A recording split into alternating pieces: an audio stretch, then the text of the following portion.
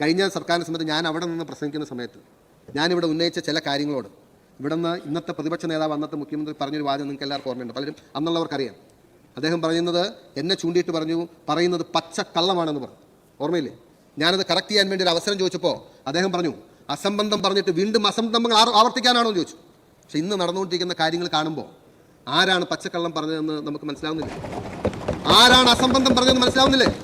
കൈകൾ ശുദ്ധമാണെന്ന് 14 വട്ടം നിയമസഭയെ നോക്കി പറഞ്ഞ ആളുകൾ, ഞാൻ പറഞ്ഞതാണ് തെറ്റ്, മടിയിൽ കനമില്ല, പച്ചക്കള്ളമാണെന്ന് ആവർത്തിച്ച് പറഞ്ഞവർ. ഇന്ന് ഞാൻ അതിനെക്കുറിച്ച് കൂടുതൽ പറയാൻ ആഗ്രഹിക്കുന്നത് സാർ, സ്വാഭാവികമാണ്. പിന്നെ ഞാനൊരു കാര്യം ഇത് പറയാതെ പോകാൻ പറ്റില്ലാത്തതുകൊണ്ടാണ് ഞാൻ പറഞ്ഞത്. That's over, leave it. ഇനി കഴിഞ്ഞ നാളുകളിൽ ഈ സർക്കാർ വന്നതിന് ശേഷം 2 ആരോപണങ്ങളാണ് അല്ലെങ്കിൽ 2 വിമർശനങ്ങളാണ് കട്ടിയായി പ്രതിപക്ഷത്തിൻ്റെ ഭാഗത്ത് വന്നത്. അതെന്നെ അത്ഭുതപ്പെടുത്തിയൊരു കാര്യം, അതിനൊന്ന് ലീഡ് ചെയ്തത് ബഹുമാനായ മുഖ്യമന്ത്രി അല്ലെങ്കിൽ മുൻ മുഖ്യമന്ത്രിയും പ്രതിപക്ഷ നേതാവായ സഖാവ് പിണറായി വിജയനാണ്. അദ്ദേഹം പറഞ്ഞത് വളരെ ലളിതമായി പറയുകയാണ്, PMC പദ്ധതി UDFൻ്റെ നിലപാടിനെ വിമർശിച്ചുകൊണ്ട് വരികയാണ്, അതിനെതിരെ സമരം ചെയ്യുമെന്ന് പറയാം. ഞാൻ നിങ്ങൾ എങ്ങനെയാണ് കേരളത്തിലെ ജനങ്ങളോട് നിങ്ങൾക്ക് ഈ വിഷയം പറയാൻ കഴിയുക? എങ്ങനെയാണ് നിങ്ങൾക്ക് പറയാൻ കഴിയുക? കാരണം നമുക്കറിയാം RSSൻ്റെ പ്രഖ്യാപിതമായ അജണ്ടയാണ് ഈ രാജ്യത്തെ ഒരു മതരാഷ്ട്രമാക്കി മാറ്റണമെന്നുണ്ടെങ്കിൽ അടിസ്ഥാനപരമായി ക്യാച്ച് ദം എങ്ങെന്ന് പറഞ്ഞ മാതിരി മനസ്സുറയ്ക്കുന്നതിന് മുമ്പ്, മസ്തിഷ്കം ഉറയ്ക്കുന്നതിന് മുമ്പ് കുട്ടികളിലേക്ക് മതചിന്ത കടത്തിവിട്ട് അവരെ നമുക്ക് ഒരു കാലത്തും തിരിച്ചു കൊണ്ടുവരാൻ കഴിയാത്ത രീതിയിലേക്ക് ഈ രാജ്യത്തെ മാറ്റാൻ ആഗ്രഹിക്കുന്ന RSSൻ്റെ പെറ്റ് പ്രോജക്റ്റ് ആയിരുന്നു സർ PMC എന്ന് പറയുന്നത്. നിങ്ങളിരുന്ന ക്യാബിനറ്റിൽ വന്നപ്പോൾ നിങ്ങളുടെ സഹപ്രവർത്തകർ തന്നെ നിങ്ങളോട് ചൂണ്ടിക്കാണിച്ചതല്ലേ ഇത് ചെയ്യരുത്, ഇതരുത്, ഇത് അപകടമാണ്, ഇത് അബദ്ധമാണ്, അല്ലെങ്കിൽ ഇത് ഈ സംസ്ഥാനത്തിന്റെ മതേതര സ്വഭാവം തകർക്കുമെന്ന് പറഞ്ഞു. 1 വട്ടം മാറ്റിവെച്ചു, 2 വട്ടം മാറ്റിവെച്ചു, 3-ാമത്തെ വട്ടം മാറ്റിവെച്ചു. റിലാക്സ്, ഐ വിൽ കുഴപ്പമില്ല. എന്നിട്ട് ചെവി അറിയാതെ ഇരുട്ടിന്റെ മറവിൽ RSSന്റെ താല്പര്യങ്ങൾക്ക് വഴങ്ങി PMC കേരളത്തിൽ നടപ്പിലാക്കാൻ ഒപ്പിട്ട അതേ അന്നത്തെ മുഖ്യമന്ത്രി ഇന്നത്തെ പ്രതിപക്ഷ നേതാവ് ഞങ്ങളെ ചൂണ്ടി പറയുകയാണ് PMC നടപ്പിലാക്കുമെന്ന്. ഞാൻ ചോദിക്കട്ടെ, നിങ്ങൾക്ക് ഒരു വിരൽ ഞങ്ങളുടെ നേരെ ചൂണ്ടുമ്പോൾ PMCയിലെ 4 വിരലും നിങ്ങളുടെ നേരെ നിൽക്കുകയാണ്. നിങ്ങൾ ഓർത്തോളണം. ഞാൻ പറയുന്നത് ഇടതുപക്ഷ ജനാധിപത്യ മുന്നണിയെ കുറിച്ച് അല്ലെങ്കിൽ CPMനെ കുറിച്ച് പ്ലീസ് റിലാക്സ്. ഇപ്പൊ സമയമായില്ലോ, ഇപ്പൊ തുടങ്ങിയല്ലോ ഉള്ളൂ, നിൽക്കുക, സമയം തരാണ്. നിങ്ങൾക്കും പറയാനുള്ള അവസരം ഉണ്ടല്ലോ. നിങ്ങൾക്ക് പറയാനുള്ള ഈ കേരളത്തിലേക്ക് ആദ്യമായി RSS അജണ്ട കൊണ്ടുവന്ന ആരാണ് സർ? ആദ്യമായി കൊണ്ടുവന്ന ആരാണ്? ഇരുട്ടത്ത് പോയി ആ PMC ഒപ്പിട്ട കോൺഗ്രസ്. ഇരുട്ടത്ത് പോയി ആരും അറിയാതെ, ഇവിടെ ഇരിക്കുന്ന കൂടെ ഇരിക്കുന്ന മന്ത്രിമാരറിയാതെ, മന്ത്രിസഭ അറിയാതെ ആരാണ്? ഇന്ന് നിങ്ങളൊക്കെ PMCയുടെ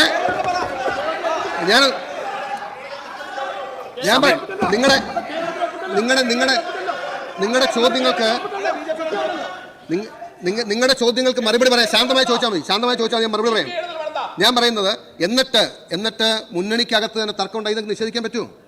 എന്നിട്ട് PMC പദ്ധതിയെക്കുറിച്ച് ഇപ്പം ഞങ്ങളെ വിമർശിക്കുകയാണ്.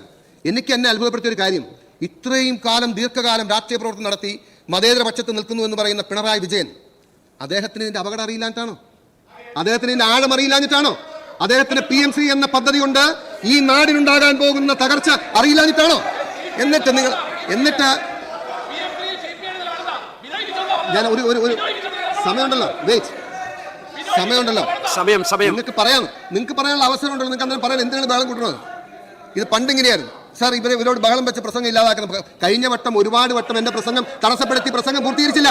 അത് മാത്രമല്ല, ഇവിടെ എന്താണ് മൈക്ക് ഓഫ് ചെയ്യില്ലായിരിക്കും, അങ്ങായതുകൊണ്ട് മൈക്ക് ഓഫ് ചെയ്യില്ല ഞാൻ പ്രതീക്ഷിക്കാം. പണ്ട് ഇതുപോലെ ബഹളം വെച്ച് അവസാനിപ്പിക്കുകയാണ്. ഇനി രണ്ടാമത്തെ, അതുകൊണ്ട് കേരളത്തിന്റെ പൊതുബോധത്തിനെതിരെ ഇരുട്ടിന്റെ മറവിൽ രാഷ്ട്രീയം കൊണ്ടുവന്നത് പിണറായി വിജയനും LDF ആണെന്ന് നിങ്ങൾ വിസ്മരിക്കരുത്. എന്നിട്ട് അതിന്റെ പേരിൽ ഞങ്ങൾക്ക് നേരെ വിരൽ ചൂണ്ടാൻ നിൽക്കുന്നു. രണ്ടാമതൊരു കാര്യം, കഴിഞ്ഞ ദിവസം ഞാൻ ബഹുമാനായ പഴയ നമ്മുടെ എക്സൈസ് മന്ത്രിയുടെ ഒരു ഭയങ്കര ആരോപണം അദ്ദേഹം കൊണ്ടുവന്ന് ഞാൻ കേട്ടു. അദ്ദേഹം പറഞ്ഞത് ഇങ്ങനെ വീര്യം കുറഞ്ഞ മദ്യം കൊണ്ടുവരാനുള്ള ടാക്സ് അവസാനിപ്പിക്കും. ഈ സെഷനിൽ ഒരു മേഡം സ്പീച്ചാണല്ലോ, അപ്പോൾ സ്വാഭാവികമായിട്ടും. അപ്പോൾ അദ്ദേഹം പറയാണ് അതിൻ്റെ അകത്ത് അഴിമതി ഉണ്ടെന്നാണ് പറഞ്ഞത്. ഞാൻ ചോദിക്കട്ടെ, നിങ്ങൾ കുറച്ച് പേര് ഇവിടെ ഉണ്ടായിരുന്നല്ലോ, ഈ വീര്യം കുറഞ്ഞ മദ്യം എന്ന് പറയുന്ന കോൺസെപ്റ്റ് ഇൻട്രൊഡ്യൂസ് ചെയ്യാൻ അദ്ദേഹം തന്നെ ഇതേ സീറ്റിലിരുന്ന് കൊണ്ടുവന്ന നിയമനിർമ്മാണമായിരുന്നു.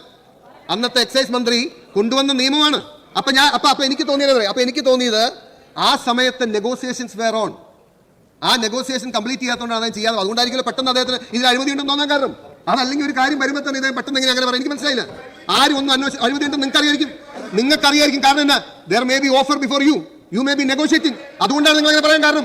അതല്ലാതെ വീര്യം കുറഞ്ഞ മദ്യത്തെ സംബന്ധിച്ച് ഇവിടെ നിന്നുള്ള ഒരു പരാമർശം വന്നപ്പോൾ തന്നെ അദ്ദേഹം ചാടി എന്നിട്ട് പറയണമെന്നുണ്ടെങ്കിൽ നിയമം കൊണ്ടുവന്നവർ നിങ്ങളാണ്.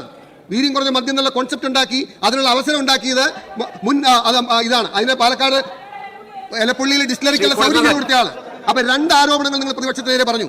ഒന്ന് PMCയെ സംബന്ധിച്ച്, ഒന്ന് മദ്യത്തെ സംബന്ധിച്ച് ഞങ്ങൾക്ക് ഇതിനെക്കുറിച്ചെല്ലാം വ്യക്തമായ കാഴ്ചപ്പാടുണ്ട്. ഞാൻ പറയുന്ന ഈ തെരഞ്ഞെടുപ്പ് വിജയം UDF ലഭിച്ചത് RSSന്റെ അജണ്ടയെ തടുക്കാൻ, ചെറുക്കാൻ കോൺഗ്രസിന് കരുത്തുള്ള ഒരു നേതൃത്വമുണ്ട് എന്ന് തിരിച്ചറിഞ്ഞപ്പോൾ UDF ഉണ്ടെന്ന് പറഞ്ഞുകൊണ്ടാണ്. നിങ്ങളെ കൈവിട്ടത് ആരൊക്കെയാണെന്ന് നോക്കണം. ഒരുപക്ഷെ മതേതര വിശ്വാസികളായിട്ടുള്ള ഇടതുപക്ഷക്കാരടക്കം നിങ്ങളെ കൈവിട്ടു. കാരണം എന്താ? നിങ്ങളുടെ അജണ്ട ഇതാണെന്ന് മനസ്സിലായി. അതുകൊണ്ട് ഞങ്ങൾ ഇതിനെല്ലാം അവധാനതയോട് കൈകാര്യം ചെയ്യും. ഇത് തുടങ്ങിയിട്ടുള്ളൂ. പക്ഷെ നിങ്ങൾ ഒരുപാട് പ്രതീക്ഷിക്കരുത്. കാരണം സംസ്ഥാനത്തിന്റെ അവസ്ഥ ഈ ഗതിയിൽ എത്തിച്ചിട്ടാണ് നിങ്ങളുടെ നേതാക്കന്മാർ ഇറങ്ങിയിരിക്കുന്നത് മനസ്സിലാക്കുക. ബാക്കി കാര്യങ്ങൾ പിന്നാലെ ചർച്ച ചെയ്യാൻ ധാരാളം കാര്യങ്ങളുണ്ട്. Anyway, thank you for listening.